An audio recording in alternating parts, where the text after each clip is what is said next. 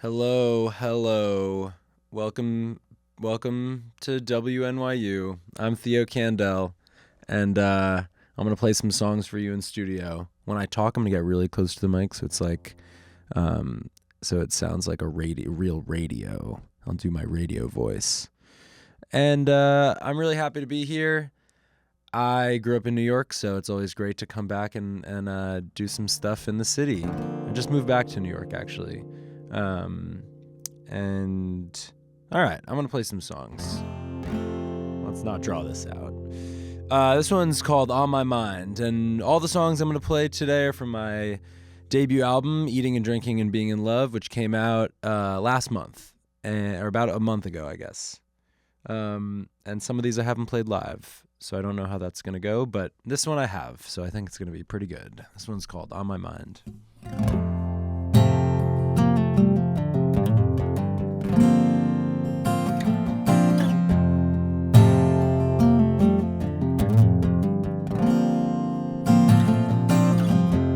Trying to make the baseball team, getting cut from varsity, sloppy kisses at 13, mystery of a girl, the magic of the morning fog, the putting down of your first dog, learning how to love your curls, the smallness of the world.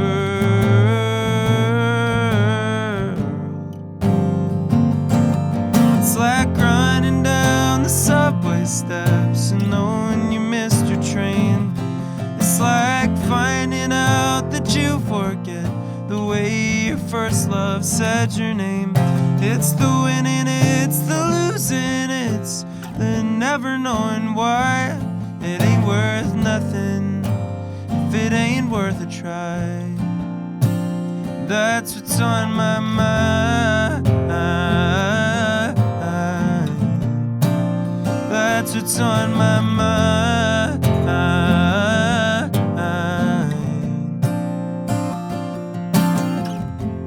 Driving through the Bible Belt, different cities, same hotel.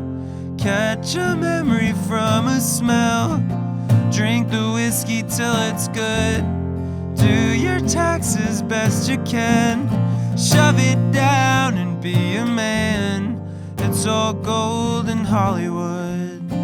Live the life you thought you would.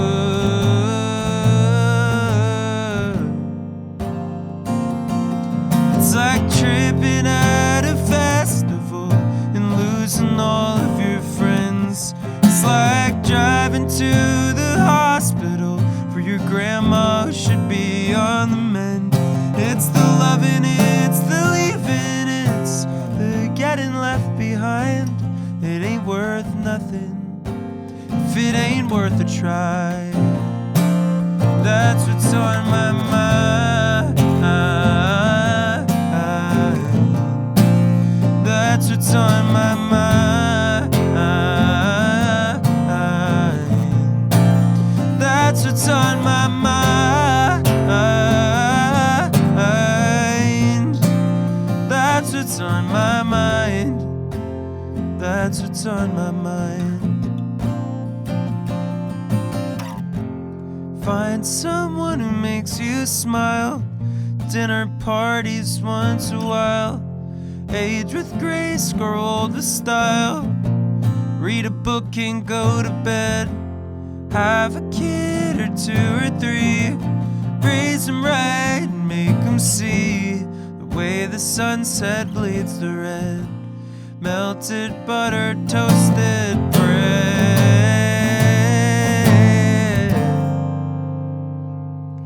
It's like passing down the farm when you can't work another day. It's like throwing out your arm to get that last strike in your final game. It's the way the world rewards the ones who look it in the eye. You let the sun in, you're laughing when you cry. 'Cause it ain't worth nothing if it ain't worth a try. No, it ain't worth nothing if it ain't ain't worth a try. And that's what's on my mind. That's what's on my mind.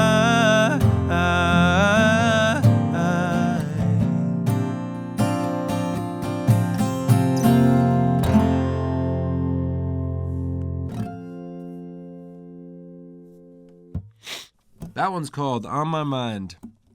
And my my allergies have been so bad recently. So if I end up picking my nose on this, that's all right. I hope that's all right. Well, this next song I'm gonna do is called Teeth. Yeah, the song is called Teeth. It's the last song on the album.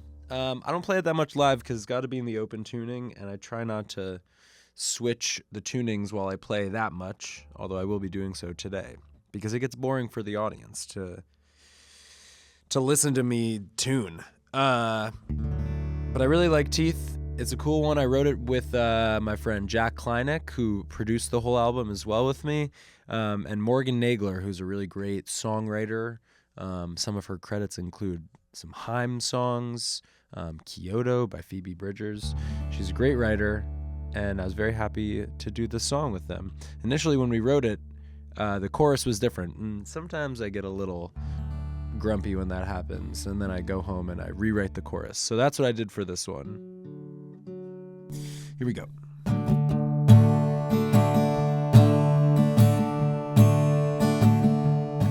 His teeth are loose in his gums, his line is in the water. He's holding all the big guns, the sun is getting hotter.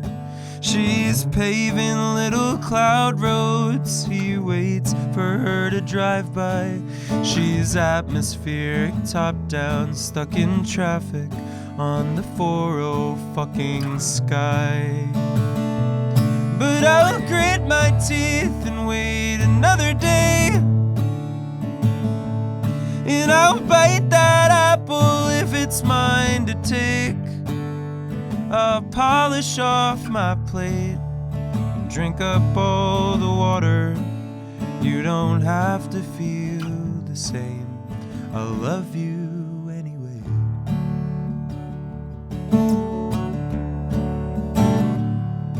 He loves and hates the city.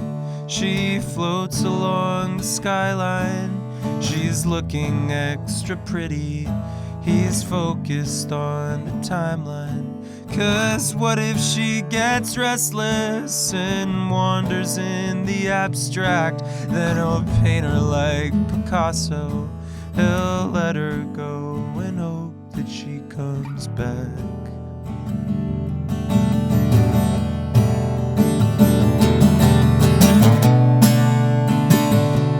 But I will grit my teeth and wait another day,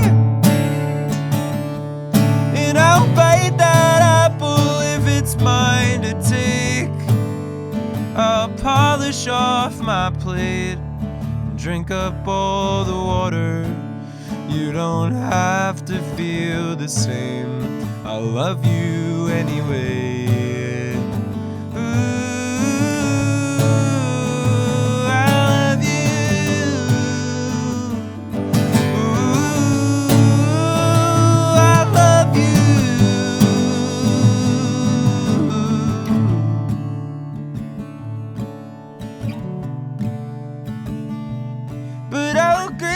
Teeth and wait another day,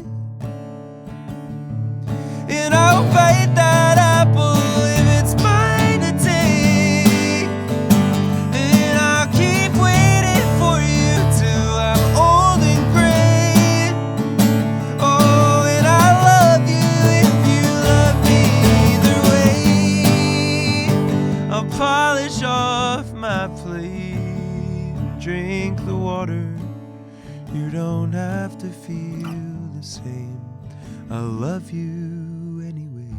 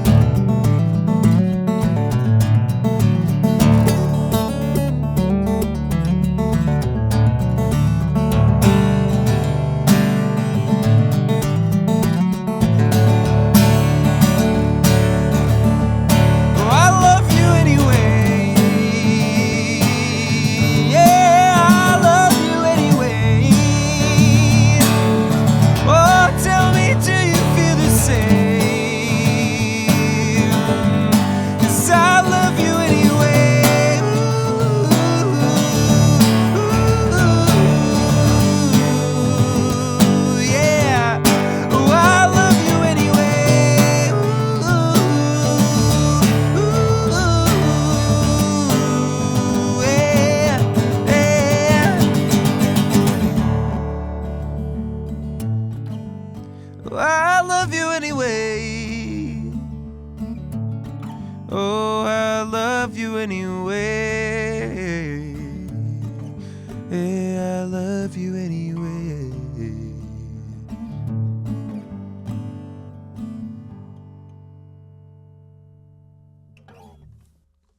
That one was called Teeth.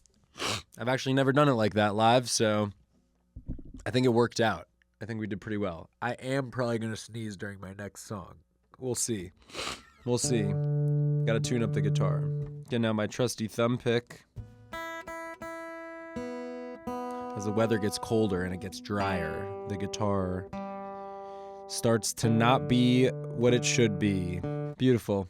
All right, well, this song also comes from the album Crazy, and it's also in D. Crazy.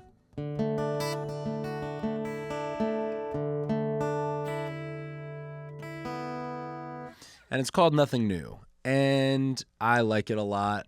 I like the finger picking part in it. I put up a tutorial on my YouTube if you want to check it out. It's pretty hard, but if you can do it, I'll be very impressed. And yeah, that's all I'm going to say about this one. Here it is.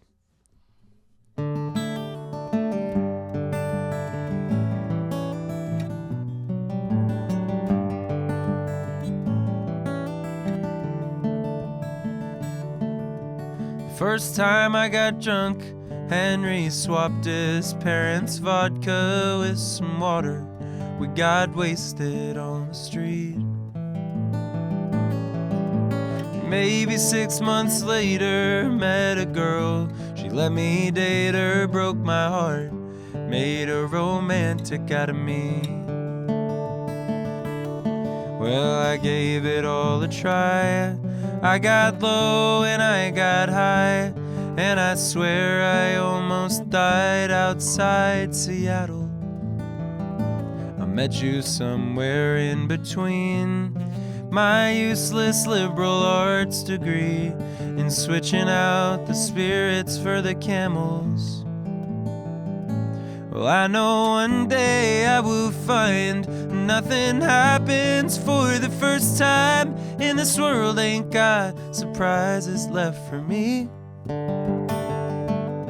When the coffee tastes the same and my bones ache when it rains, and I got no tricks up my sleeve, and I'm all I'll ever be.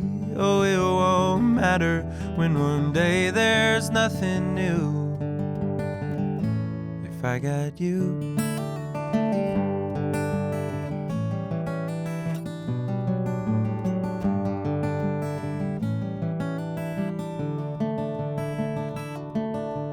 First time that we kissed, I admit it was complicated and kinda dangerous. Do you think that played a part? It's somewhere down the line, tequila shots turn into red wine, and we're still killing bottles, laughing about the start. I know one day I will find nothing happens for the first time in this world. Ain't got surprises left for me. When the coffee tastes the same and my bones ache when it rains, and I got no tricks up my sleeve, and I'm all I'll ever be. Oh, it won't matter when one day there's nothing new. If I got you.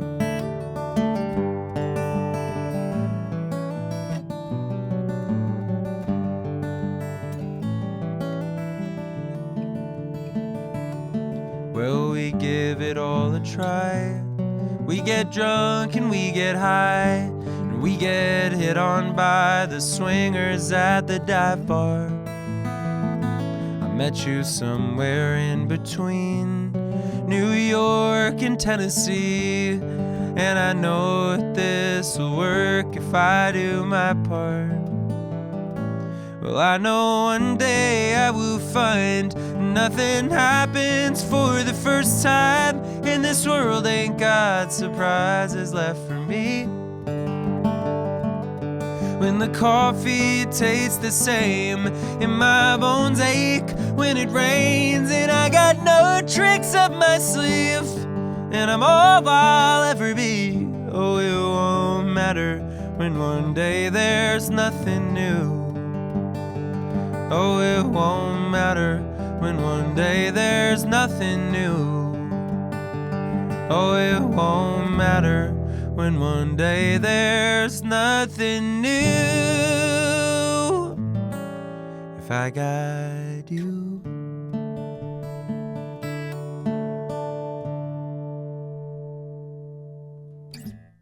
That one's called Nothing New. What to play? What to play? You know,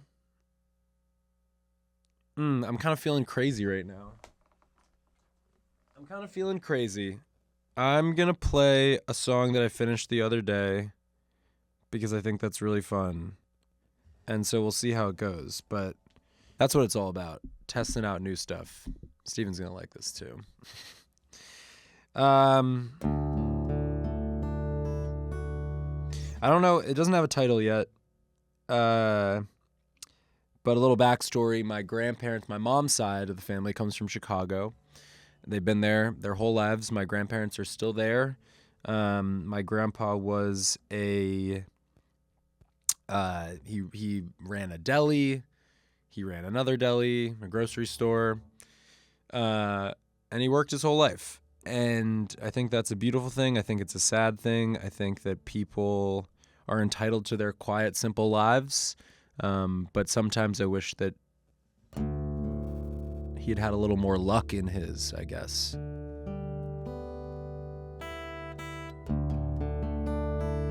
So that's what this one's about. Yeah, maybe it's called Slow Burn. Maybe. Let's see. How am I going to play it? Well, we'll see. We'll find out.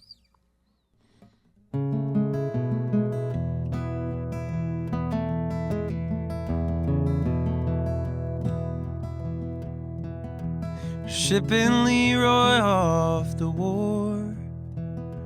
You don't know what he's fighting for.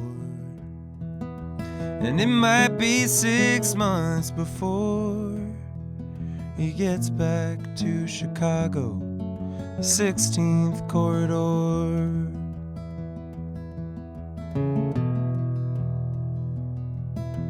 Leroy, he gets married green to a lovely girl they call Maureen.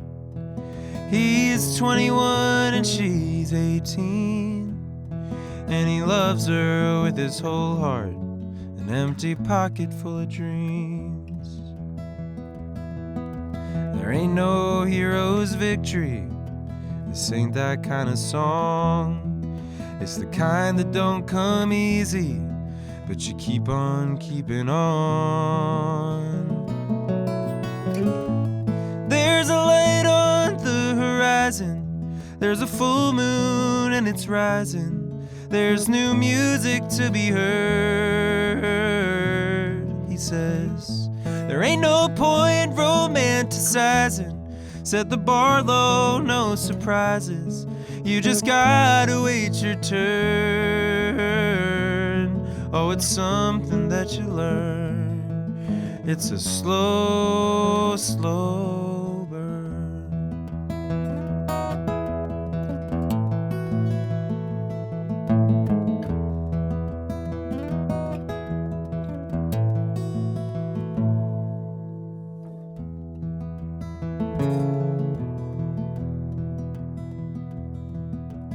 Leroy's headed off to work with a clean white apron and a fresh pressed shirt. His fingers numb with blood and dirt. He'll miss his children's birthdays, but family comes first. There's a light on the horizon, there's a full moon and it's rising. Won't you come back home from work, he says. There ain't no point romanticizing, Set the bar low, no surprises. You just gotta wait your turn. Oh, it's something that you learn. It's a slow, slow burn.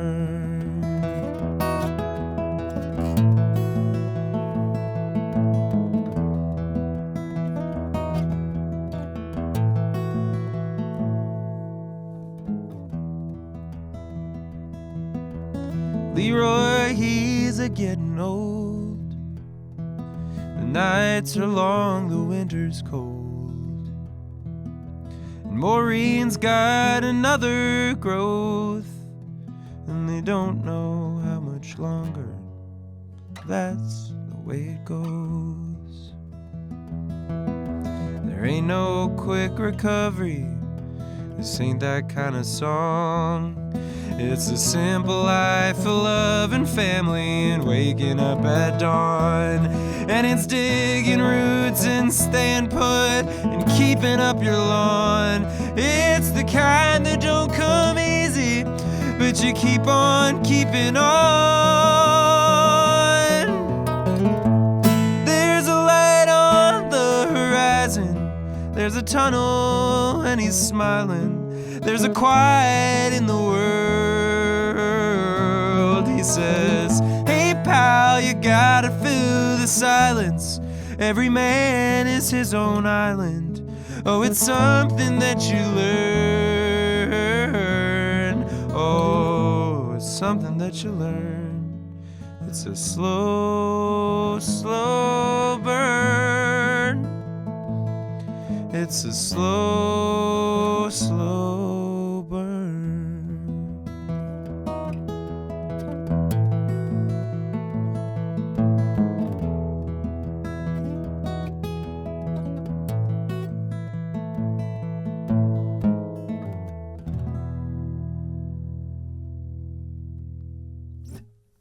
Yeah, maybe slow, slow burn.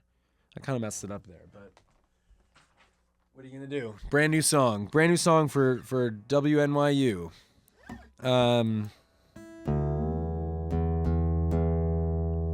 Well, I've had a great time with you guys today here on WNYU 89.1, and my name is Theo Kandel. For those of you just tuning in, this last song is from the album as well. It's called The Painters, and we're gonna try a new version of it that I've never done before either.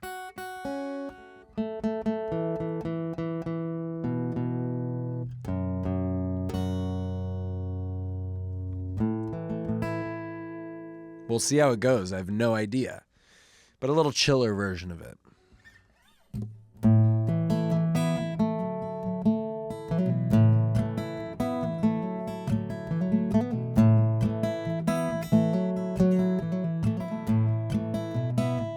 It's been a long road.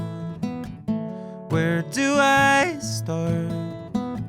We were standing on the front steps of the Metropolitan Museum of Art. I said I know where to go. I'm from around these parts. I know we only got a couple hours before they close, then we can head to a bar. You wanna dance, don't you? Well, I wanna dance with you. Be the artist, I'll be the model. You'll drink the water, I'll hold the bottle. You'll meet my family out in Chicago. If you wanna change your pace, you quit your job and I'll win the lotto. You drive today and I'll drive tomorrow. Wherever you go, you know I'll follow.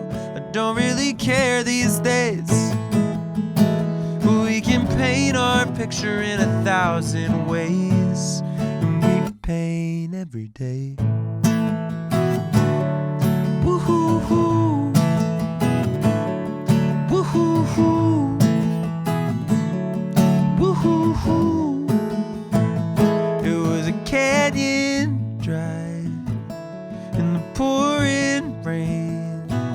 Yeah, you were sitting in the front seat of my car, eating the whole damn bag of grapes. Burning when I've been inside. You said fuck LA.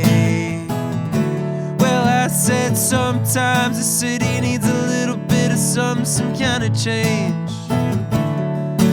You wanna dance, don't you? Well, I wanna dance with you. You'll be the artist, I'll be the model.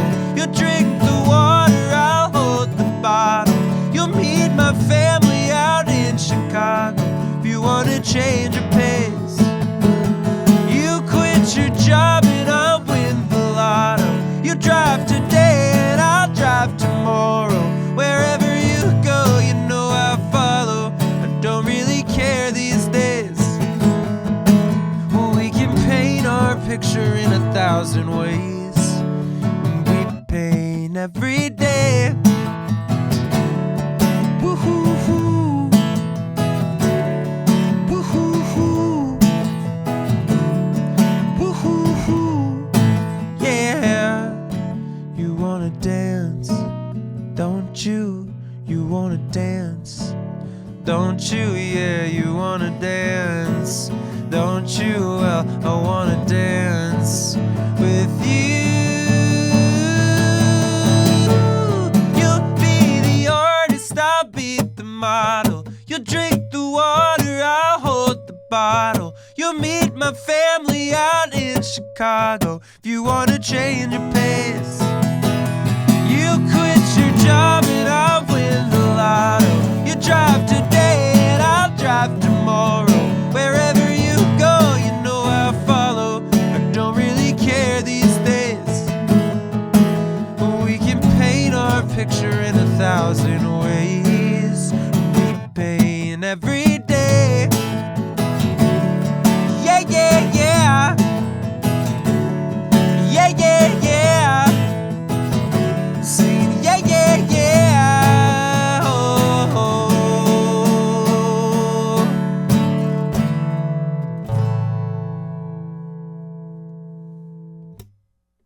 My name is Theo Kandel, and you're listening to WNYU 89.1. That's pretty good.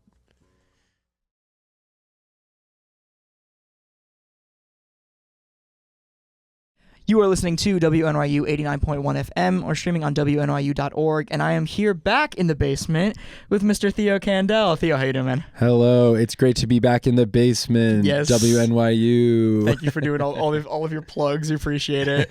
Yeah, you guys just heard 5 incredible songs, 4 of which were off your new debut album, Eating and Drinking and Being in Love. How does it feel to have that whole body of work out for the world to hear?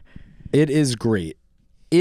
I have released a number of EPs over the years, and I feel like people still don't really take those as seriously as an album. So it's nice to finally have a project out that I feel very proud of, that I can be like, this is what I am. This is the artist that I am. You know, it may change or whatever, but like right now, this is what it is, and let people sink their teeth into that. Is that part of the reason why you decided that now was the right time to release your debut album?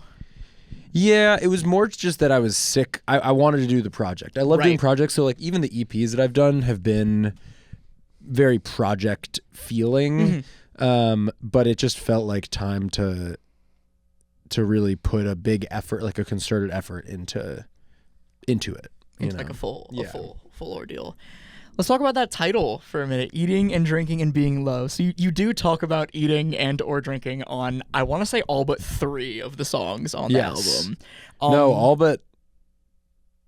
what are the 3? I think it's Fixer Upper, Joshua Tree, and Romanticizing Poets. No, Romanticizing Poets. Did I miss a line? Yeah, it's I think we drink wine and at some point. All right. Maybe we don't. Maybe not. But yeah, the other 2, you're right. But, okay, yes. Was that just a happy coincidence? No. Oh, okay. It was someone, when I first started writing the album, or someone at some point were like, you talk about eating and drinking a lot in your songs. And I was like, well, yeah, because they're great details. Of course. And it's also what I do. Like, I'm not writing songs yet that are super new universe or even not about me. So I figured if that's what I'm doing most of the time, eating and drinking and being in love, why don't I lean into that? Why don't I actually write songs that have them in it? So like some of them existed already. Fixer Upper actually existed already. So that was one that didn't quite fit. But some of the other ones we just ended up mentioning that. Right. And then some of them like Honeydew Moon, I was like, I'm writing this album, eating and drinking and being in love. Let's do a song about fruit. Was that where Lunch came from too? That was Lunch came because I read Lunch Poems by Frank O'Hara. Okay. And Lunch, the passage that I took, I mean, I straight up took it. I'm not like, gonna be secret about it, but it's from, well, now I can't remember the name of the poem, of course, but the chorus of the song is, oh God, it's wonderful to get out of bed and drink too much coffee and smoke too many cigarettes and love you so much. That's the whole, and then I added, and eat lunch. But that's, when I read that, the collection of poems, I was like, this feels very much like what the album is about, and also what I'm trying to say in this song specifically. Right. So it ended up working out. Well, there you go. I gotta love that. And then I noticed that you really leaned into it with all the visuals, and then your merch as well for the album with the Theo Kandel Supper Club, and then the back of the shirt having the track list as a menu, so to speak. Pretty cool. Very cool. Very cool.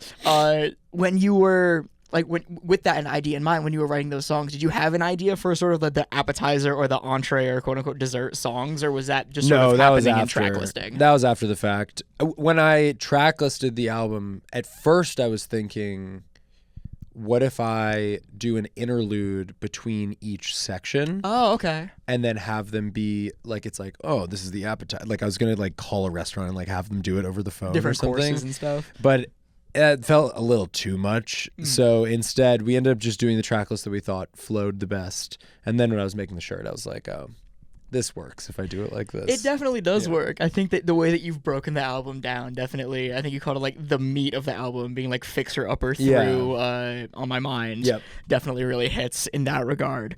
Going to the intro very quickly, where's that voice memo from? I've always tried to figure that out. When we were in the studio, we came up with the intro. I didn't know what we were doing. We were just messing around. Like we were sitting there. I knew I wanted some interludes because I just like them and they're fun in a way to not like craft this whole song. So we were in there and the guys were just noodling around, and I was like, it would be cool if it was in G so it could flow into Honeydew Moon. Right.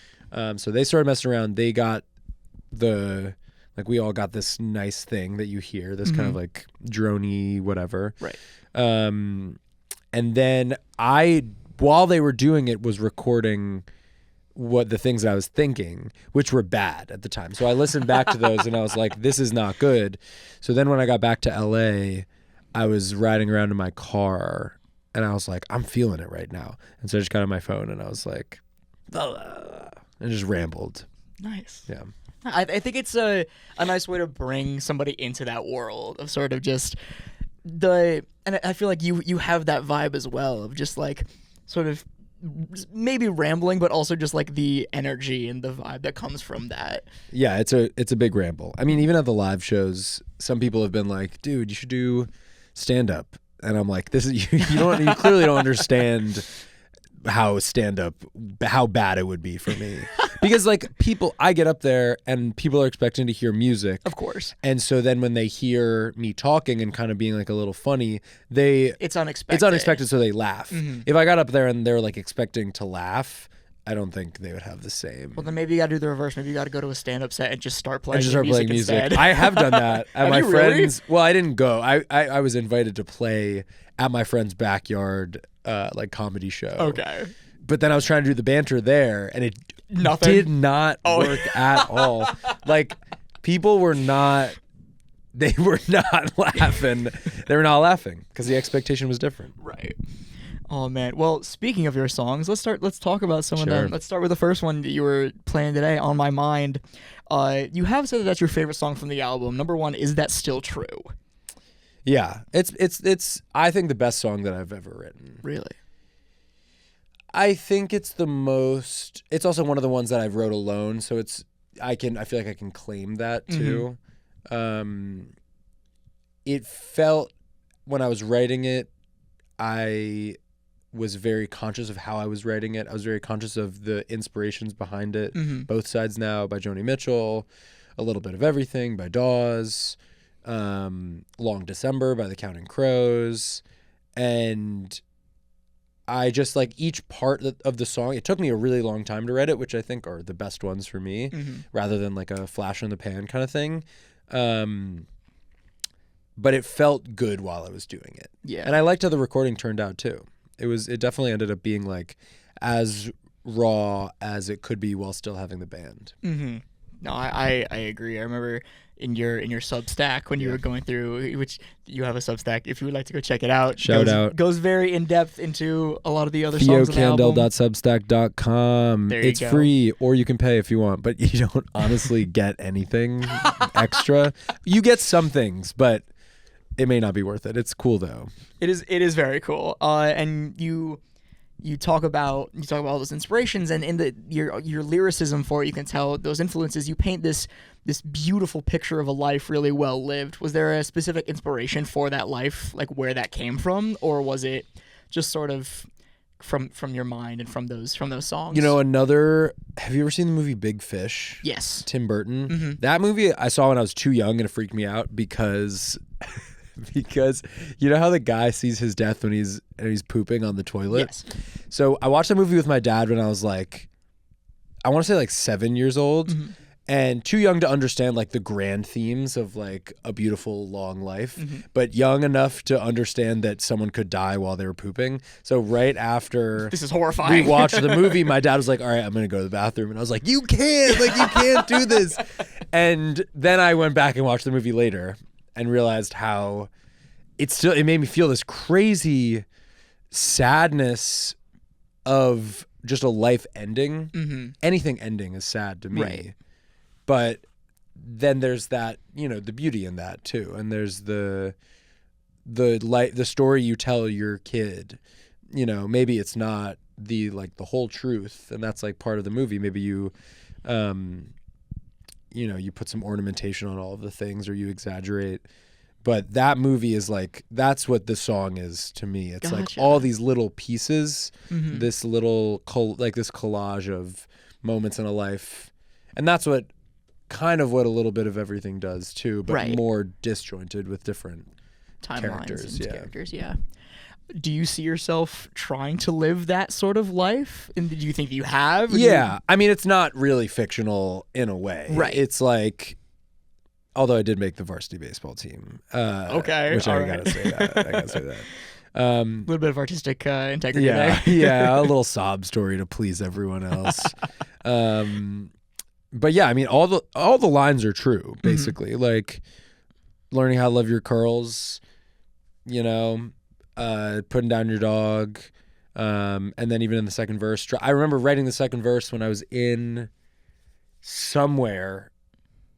It actually wasn't even the Bible Belt. It was somewhere like Midwest, I think, or like on the way out west. And I was on tour, and we kept staying at the same brand of hotel or whatever. Different city, same hotel. Different city.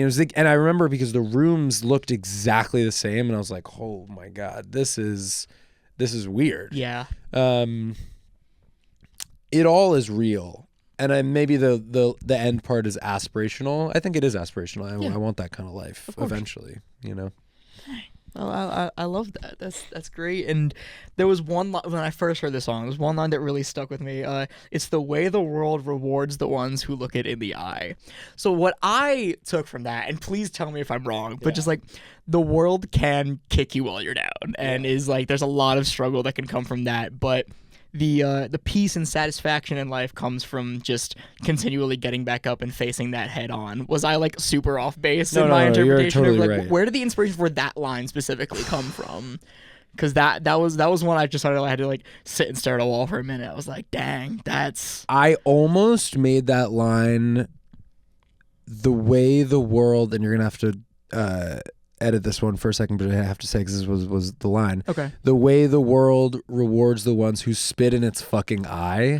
Okay. And that felt too negative. Mm-hmm. Like it felt like like, yes, the world can beat you down, and the world will beat you down, whether or not you look it in the eye, or you spit in its eye, or you get back up. Like, it will never stop beating you down, but it also will never stop rewarding you.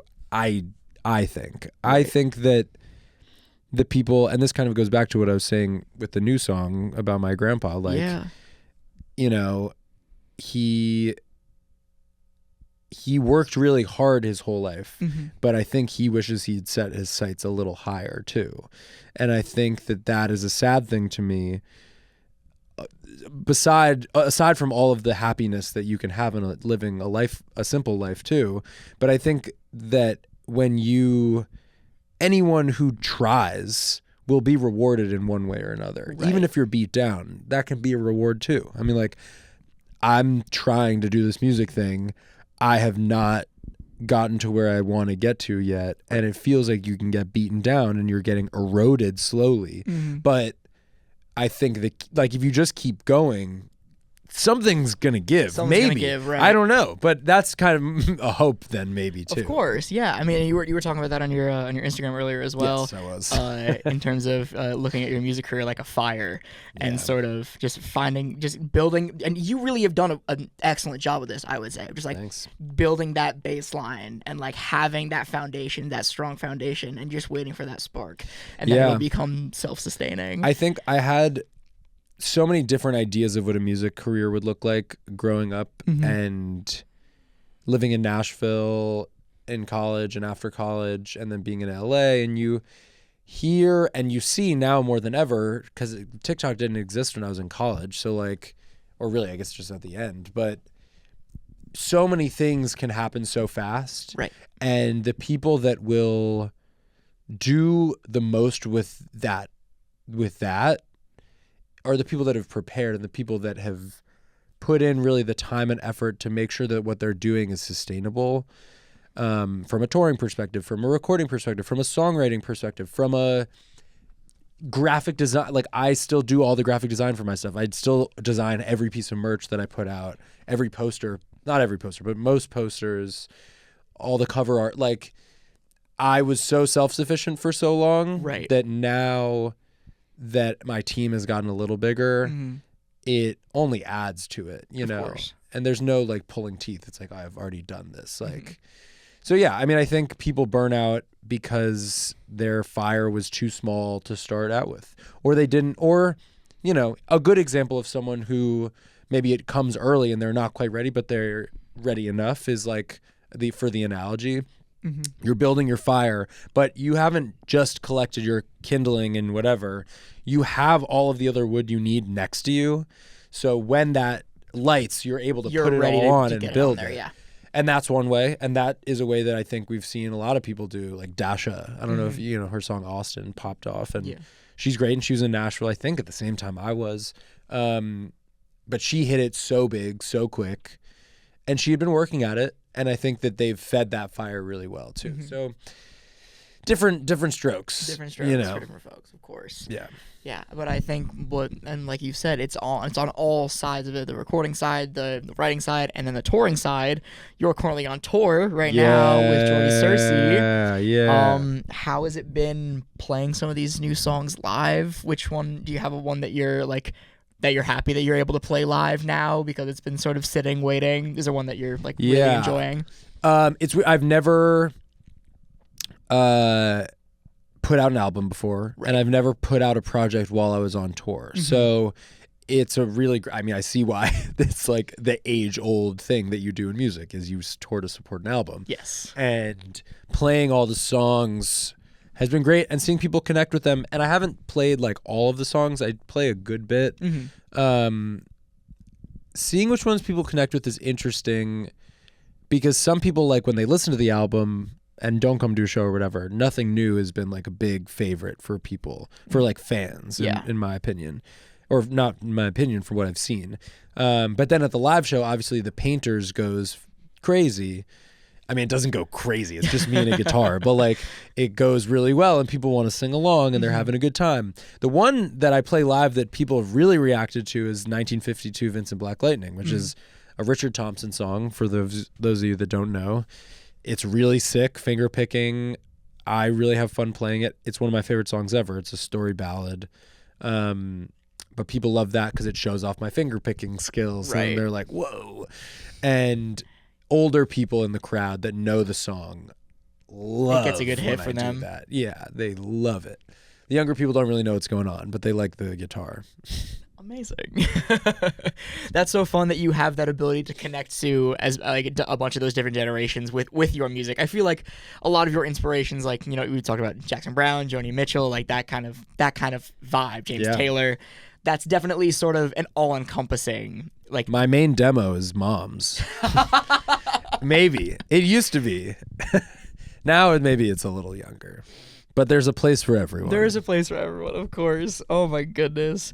Going back to the album and sort of like your recording process very quickly. This album, I mean, we're getting colder into October now. It was cold today. Like, it was cold. It was great. I was so excited. No, I loved it, but it definitely, I feel like this album feels like fall to me. Just like very cozy, very warm. Oh, am I off base in that regard? It's interesting. So when we were coming up with the way to release the songs, the order of the songs and what the album is, we thought of it, we split it up into seasons, basically, ish. It starts in the spring, so that's why the first single was Lunch, because it's a spring song to me. Then it moves, or like really it's early summer. Then, or no, it's kind of spring. Then we put out On My Mind. These are the singles. We put out On My Mind, which feels like an early summer kind of like, I don't know, like it's getting a little warmer. It's starting to feel good. You're thinking about stuff and things are blooming. Then we put out The Painters, which is like midsummer to me. Like that's windows down, like wind in your hair, sun on your face. I definitely get that for Painters for sure. And then Honeydew Moon, which came out in like August, is that like deep late summer of like strawberries and like the last licks kind of where you're like in the pool and you're like, it's hot out, but like I know it's kind of ending. And then the lead single from the album was Teeth. So that, to me, Teeth is like the, what do you call it? Like second summer, I guess, which is like an unseasonably warm day in fall. Right. But Teeth feels like a fall song to me. I agree. I think the album spans that time between like April and October. I guess I hadn't thought of it that way. Yeah. That's how I viewed it, at least. No, some of the songs, like Romanticizing Poets, I feel is a different, like fall, like maybe even getting into like early winter. Yeah, definitely. And Teeth could be that as well. No, definitely. But overall, it's just very, very cozy, very warm. Very, it is, like, yes. A good overall feeling. And I feel like you could tell that you, at least tell me if I'm wrong, but like you definitely seemed like you had a lot of fun while you were writing and recording this album. A great time. What song would you say was one of the most fun to record or to write, or which song like brought you the most joy?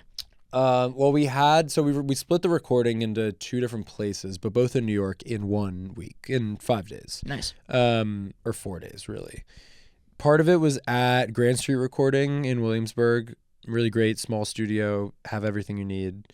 The other was at the former location of the Hit Factory, which was like, and this was the location that like Michael Jackson recorded in, like all these, like Bruce Springsteen did Born in the USA there. Yeah. Like a crazy, crazy studio that's been sitting vacant for years, and Gibson bought it for a sec. My friend Michael Andrew, who was an engineer on some of it and played bass on some songs and keys, he, through a convoluted means, has access to the studio.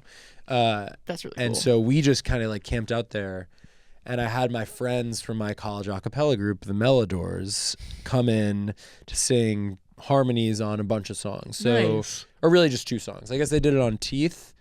You can kind of hear them on the I was going to say, yeah, there's definitely a lot of like gang vocals in there. And then on The Painters, you can't really hear them, but they're in there.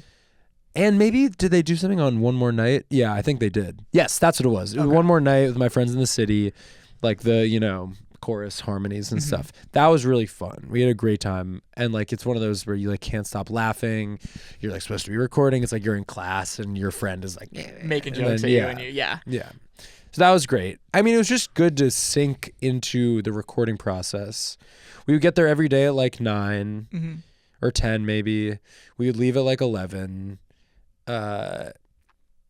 We just cranked it out. It was awesome, and all the songs were written. It felt great to have all the songs written, and like we had the demo process was really in depth too. So me and Jack did a lot of pre-production to make sure that the songs were basically just puzzle pieces that could be removed and replaced with better ones. And then you learn different things and you try different things too. But it was really fun. That's awesome, man. And you can tell like throughout that album, just it's an experience. It really is. And I read somewhere that the album was described as like quote unquote a love letter to your 20s. And I feel like that like rings a little bit true to me. And so there are definitely a lot of like little pieces of advice and like life lessons to someone in their 20s going in there. So this is a two-parter. I'll give you the first part right now. Okay. As someone getting closer to the end of their 20s, sorry. Happy birthday in 2 weeks. God damn. My apologies. What is the one thing that you would hope someone would take away from that album? As they're someone who's just entering their early 20s. Okay. Well, one, that sucks. I'm turning 28. I have got some time. Not really. Listen, I'm not trying to call you old or You're anything. fine. It's fine. All you right. are closer to 30 than I am. The one piece of advice that I would give to someone like in college specifically, but also early 20s is, I don't think that people take it for granted, but I do think that people forget sometimes that when you're in college, you are surrounded by your best friends who at any given time want to hang out or are down to hang out or could hang out. And if the most important thing that you have is to write a paper, write the paper, like whatever. But don't forget that like there's literally no other time in your life where all of your best friends are within 5 minutes of you and are down to hang. Yeah. And I don't think that I took that for granted. I don't think that people take it for granted because I think people have a great time in college. But I think just remember that when you're hanging with friends or when you're in college or when you're near in proximity to your friends in your early 20s and everyone lives in the same city or whatever, it gets harder to have as many friends as you can have in college. And have them still be your best friends and have them still be so close and talk to them all the time. And I think that's so great. And that's such a great part of life. And I, miss those days. I like being my age now and I feel my age in a good way, I think. But, I spent a lot of time in my early 20s not wanting to get older, but at the same time wanting to like get out and do my thing. And that was a contradiction that I think was weird and made some weird things happen. But, it's a good time. Just like actually have such a good time. It's so fun. Just remember to have a good time. Have a good time. That's what the song is about. That's what One More Night with My Friends in the City is about. Oh, yeah. You don't know how long you ever have with your friends. And college is a time that you do. So... And your 20s is the time that you do. Your life is the time that you do. But, just especially now. Just enjoy it. It's a good excuse to like keep that in mind and not have to like consistently worrying about like what's next. Yeah, what's and next. Love who you want to love. Staying in the moment and such. And do your thing and like don't get bogged down by all the like ridiculous rubbish that is to come or that people tell you have to get worried about. It's okay to keep an eye on the future, but like, don't let it get you down. Yeah. I love that. That's amazing. Oh, and then from the flip side, what's one piece of advice from early 20s Theo that you want to keep and bring with you as you get older?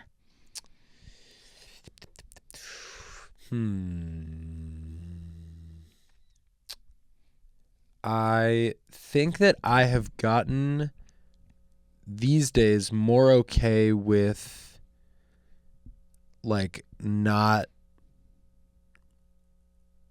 caring about some things or just being like a little more apathetic in random things, like maybe some important things, but like in like small random things. And I was so like, I don't know what you would call it, fastidious in my early 20s that like Our English degree. Yeah, I was an English major. And especially in high school, like that, I was like, oh, I'm so meticulous with everything. And I want to get some of that back and get some routine back again. That's the nice thing about being in college is you have routine. Yeah, for sure. Oh, man. And then as I ended the last time we talked, I'm going to end this time we talked. You're quite vocal. Is the fact that you are a Mets fan. Yeah. We are both rocking the Mets hats today after go. a big win last night. If you had to pick one of your songs, either from the album or just your whole discography in general, what would be your pick for a walk-up song? Oh, one of my songs is a walk-up song? There's such bad walk-up songs. Oh, my God. If you had to pick. I mean, I guess The Painters, right? But that's like an easy, like it would be more fun if it was like a really just like a folk song and people are like, but that wouldn't get anyone hype. I guess The Painters. You could do the bridge and elegy with the production on the end but there. that would just be weird. It would be like too weird and intense. Maybe One More Night with My Friends in the City would be a nice one. A nice little pump up, a nice little like just good energy, good vibes. Yeah, people spread the time on your bed. I love a chromatic walk down. Yeah. So I have good. a new song that I just wrote that is all chromatic. It's so dumb. Oh, Yeah. love it. And then finally, Mets are now back in the NLCS for the first time in just under a decade. For the first time since I was a freshman in college. Really? Yep. 2015 was when you were a freshman in college. And I went to the World Series that year, Game 3, the game that they won. There we go. And then I went back to Vandy and sat next to a Royals fan as they lost. That sucked. That is brutal. Coming back to Queens after splitting the series in LA against the Dodgers. How are you feeling about their chances? What are your thoughts about a potential Subway Series World Series? Well, one, I think the Mets have a great chance. I think that the Mets are, it's different than 2015. 2015 felt like they shouldn't have been there the entire time. I was like, well, we made it to the World Series, like, whatever. Now it feels like it's a team that has so much grit. You can go back to, losing the first 5 games of the season, being 11 games under 500, or was that what it was? Yeah, 11 games under like early June, late ridiculous. May. People wrote us off. People said that we were trash.